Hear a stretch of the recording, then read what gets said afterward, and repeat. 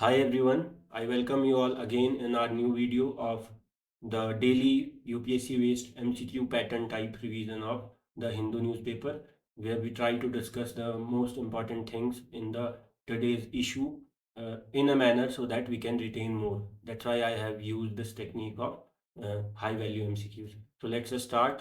So first question for the day is pretty much simple from geography itself. The 10-degree channel separates which two island groups. ये आपको सबको पता होना चाहिए। हमारे जो अंडमान आइलैंड्स और निकोबार आइलैंड्स ग्रुप है उसके बीच में से जो 10 डिग्री चैनल आपका लैटिट्यूड है वो उसको सेपरेट करता है। ठीक है, नेक्स्ट इज योर 10 डिग्री। ठीक है, 10 डिग्री नॉर्थ, ऑब्वियस सी बात है, हम इक्वेटर के नॉर्थ साइड लाई करते हैं तो ये 10 डिग्री नॉर्थ की बात हो रही है ना, इसमें कोई बताने की नीड नहीं है। नेक्स्ट आगे चलते हैं। The Duncan passage is associated with which of the following. Prelims में 2 बार पूछा जा चुका है ये लास्ट 5 ईयर्स में, तो आपको पता होना चाहिए डंकन पैसेज आपका अच्छा यहाँ पे तो बहुत इजी पूछा है कि associated with which of the following. Arabian Sea से तो नहीं है, बे ऑफ बंगाल तो नहीं है, लक्षद्वीप अभी ये आपको पता होना चाहिए कि इससे एसोसिएटेड है, अंडमान और निकोबार आइलैंड से, है ना, तो ये आपको पता होना चाहिए। ठीक है, आगे चलते हैं। अगर आपको ये पूछें कि ये सेपरेट किसको करता है तो ये आपका अंडमान और लिटिल अंडमान, उसके बीच के पैसेज को बोलते हैं डंकन पैसेज, है ना। तो आगे चलते हैं। द 38th पैरेलल, है ना, तो 38 डिग्री जो लाइन है latitude is famously associated with dividing which of the 2 countries. तो ये बहुत सिंपल है, नॉर्थ एंड साउथ कोरिया, है ना। तो ये 3 बहुत इंपॉर्टेंट चीज़ आपको पता होनी चाहिए, है ना। It has acted historically as the boundary between these 2, है ना। सो नेक्स्ट इज योर, हाँ, गलेथिया बे नेशनल पार्क। ये आजकल न्यूज़ में है because of great Nicobar project. उससे क्या हो रहा है, यहाँ पे बहुत ज़्यादा एनवायरमेंटल क्राइसिस के कंसर्न जो है वो बताए जा रहे हैं। तो ये आपका किससे है, ग्रेट निकोबार आइलैंड, है ना, जो निकोबार ग्रुप ऑफ आइलैंड्स है उसमें। तो आगे चलते हैं। It is a protected area, obviously national park, wild life sanctuary, है ना, तो आपको पता होना चाहिए। विच of the following fertility measures indicates the average number of children a woman would have over her lifetime at current age specific fertility rate। ये आपका एक तरह से कैसा हो गया, ये मॉक हो गया, मॉक टेस्ट। क्यों?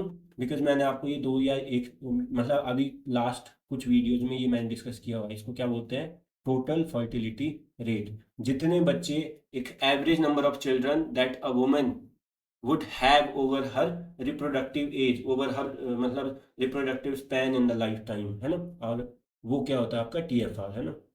नेक्स्ट आगे चलते हैं।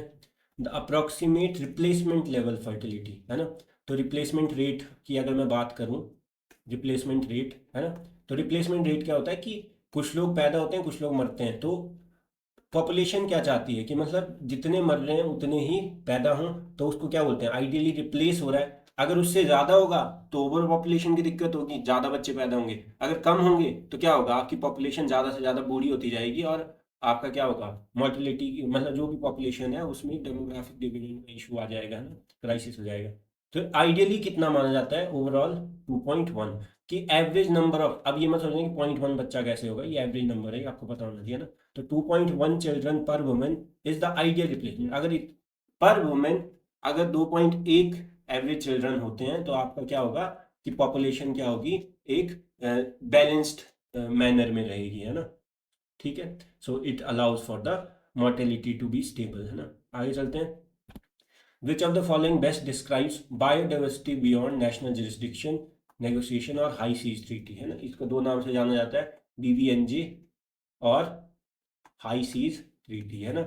इसमें क्या होता है, देखो, एक तो होता है कि आपका कोई, जैसे मान लो इंडिया है ना, तो उसकी जो कोस्ट है ना, ये जो कोस्ट है ईस्टर्न और वेस्टर्न कोस्ट, तो इसके अलोंग देखो कुछ पोर्शन तो क्या होता है इंडिया के अंडर आता है, कितना, कोस्ट लाइन से 200 नॉटिकल माइल्स तक। नॉटिकल माइल्स आपको पता होना चाहिए, है ना, कितने किलोमीटर में होता है, ये आपको पता होना चाहिए। अब देखिए ध्यान से,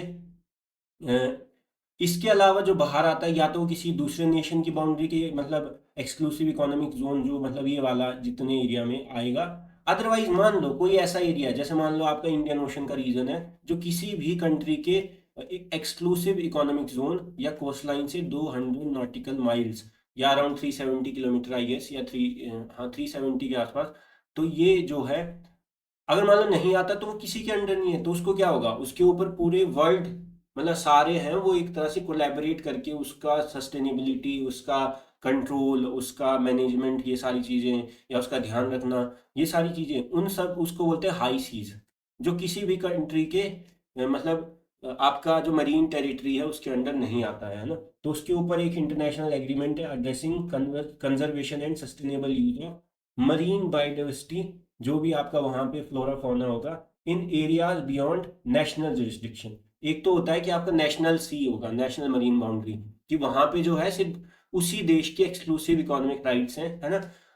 कोई और देश नहीं, बट कई जगह ऐसी होती है जो किसी भी देश के ईईजेड में नहीं आती, हाई सीज दूर दूर के एरियाज जो बाउंड्रीज के नज़दीक नहीं है, जैसे आपका इंडियन ओशन के एरियाज हो गए बहुत नीचे, है ना, मतलब आपका अंटार्कटिक के पास, तो ये आपको पता होना चाहिए।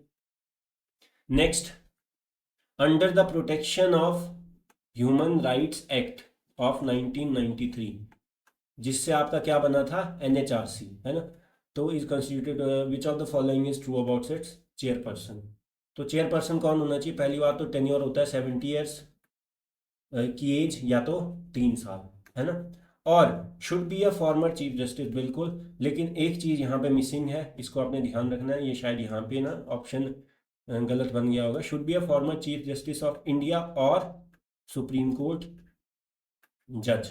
ये आपका अमेंडमेंट हुआ था 2019 के अराउंड, उससे ये मतलब आपका अमेंडमेंट हुआ था इसमें। उसके बाद इसका चेयरपर्सन आपका चीफ जस्टिस ऑफ इंडिया कोई रिटायर्ड वो हो सकते हैं, या तो आपका सुप्रीम कोर्ट जज भी हो सकते हैं, है ना।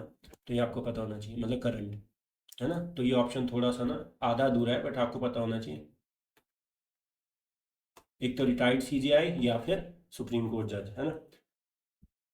Which is a typical distinguishing feature of FDI compare to FPI.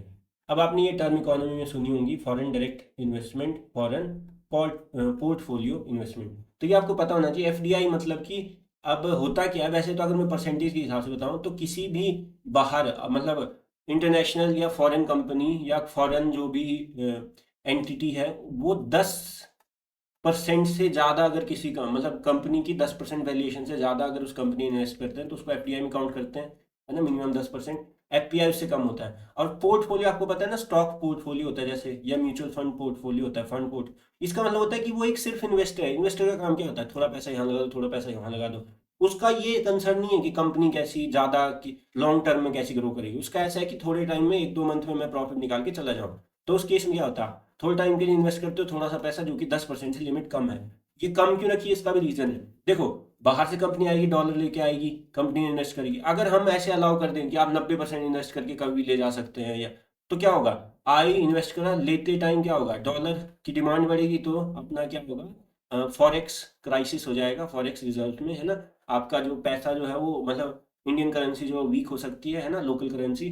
और उसके अलावा भी आपका बीओपी क्राइसिस हो सकता है, बैलेंस ऑफ पेमेंट। इसीलिए आप क्या करते हैं कि जो ये मतलब शॉर्ट टर्म इन्वेस्टमेंट होती है उसमें आपका कैप है 10%, उससे ज़्यादा मतलब कि ये आपका एक तरह से क्या है, कंपनी के ओनर्स बन जाते हैं, है ना।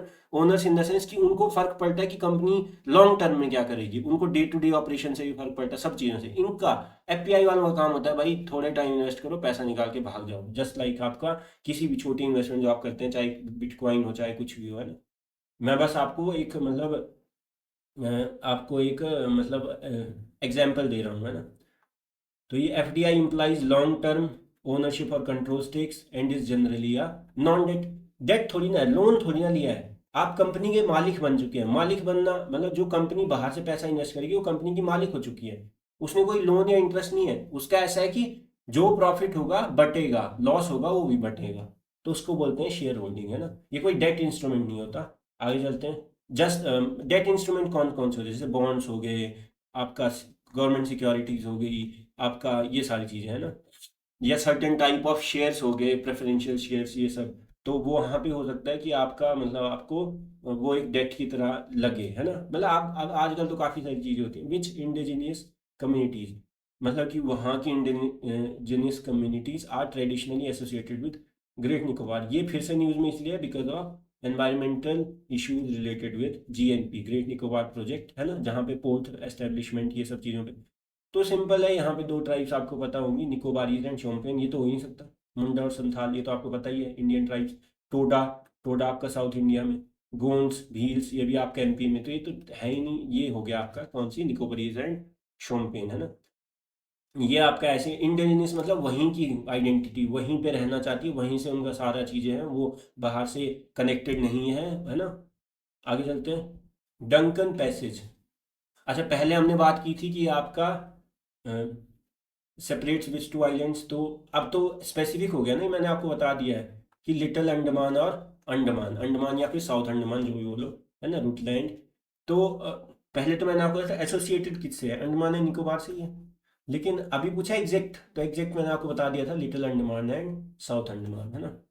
नेक्स्ट इज, जो मैंने बात की थी, exclusive economic zone of a coastal state extend up to 200 nautical miles. कितना, 200 नॉटिकल माइल्स, है ना। और इस सब चीज़ों को आपका रेगुलेट कौन करता है, यूएन क्लॉज। कौन करता है, यूएन क्लॉज, ये आपको पता होना चाहिए, है ना। ठीक है, और मैंने आपको बताया 200 नॉटिकल माइल्स अराउंड 370 किलोमीटर होता है। आगे चलते हैं, which international convention is the primary legal framework governing the law of the seas, maritime zones and rights of state.